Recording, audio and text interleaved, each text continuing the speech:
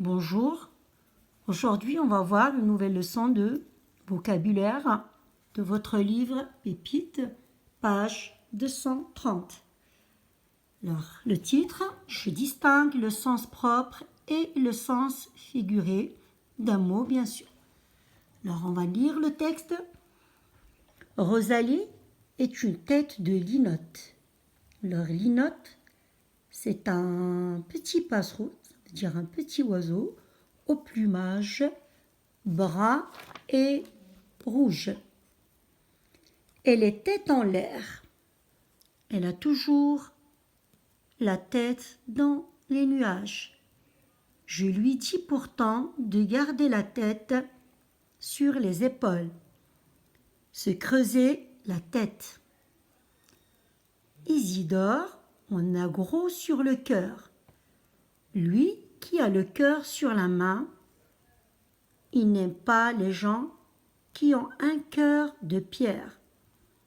Et il est terriblement déçu de voir qu'Ernest n'a pas de cœur.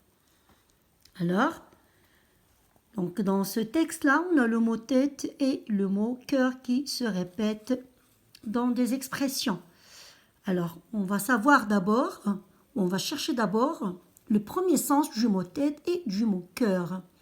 Alors, la tête, vous connaissez très bien. Alors, la tête, c'est la partie supérieure du corps qui contient bien sûr le cerveau et qui tient au tronc par le cou. Donc, le sens de ce mot-là est appelé le sens propre ou bien le sens courant du mot tête. Alors, le cœur, c'est un organe bien sûr musculaire creux situé dans la poitrine et qui permet la circulation sanguine. Alors ça, c'est le premier sens donné par le dictionnaire. Donc ça, c'est appelé le sens propre du mot cœur ou le sens courant. Alors si on compare ce sens dans les expressions suivantes ici, donc on va voir que ces mots-là ne sont pas utilisés dans leur sens propre, ils sont utilisés dans le sens figuré. Donc ça, c'est le sens figuré du mot. Alors, on sait très bien qu'en français, que le mot qu'on utilise peut avoir un sens propre ou un sens figuré. Alors, on va essayer de remplacer ces expressions utilisées ici dans le texte par d'autres expressions synonymes.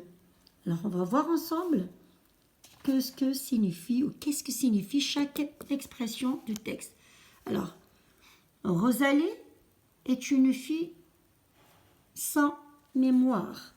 Rosalie est une fille sans mémoire, qui remplace l'expression tête de linotte.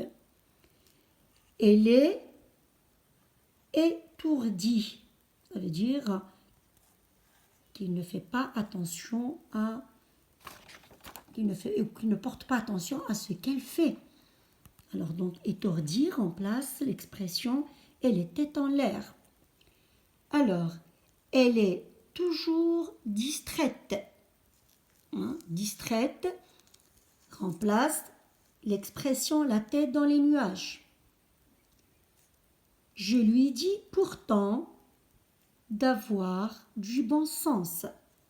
Alors, ça veut dire, on remplace l'expression de garder la tête sur les épaules.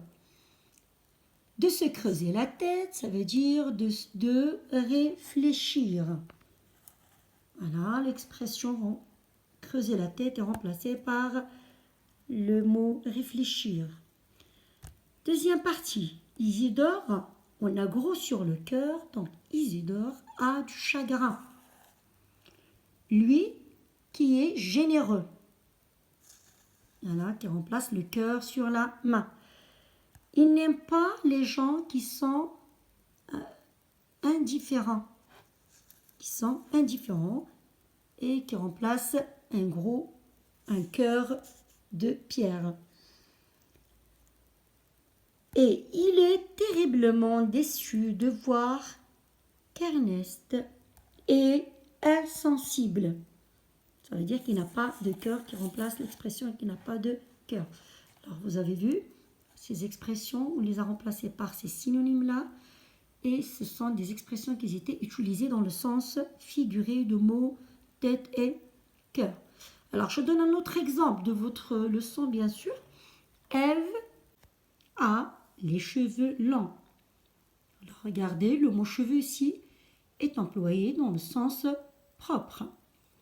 Alors, passons au deuxième exemple. Ton explication est tirée par les cheveux. Regardez, vous remarquez ici que le mot cheveux est utilisé dans le sens figuré. Alors on fait la différence là. Alors, ton explication est tirée par les cheveux, ça veut dire ton explication est peu crédible.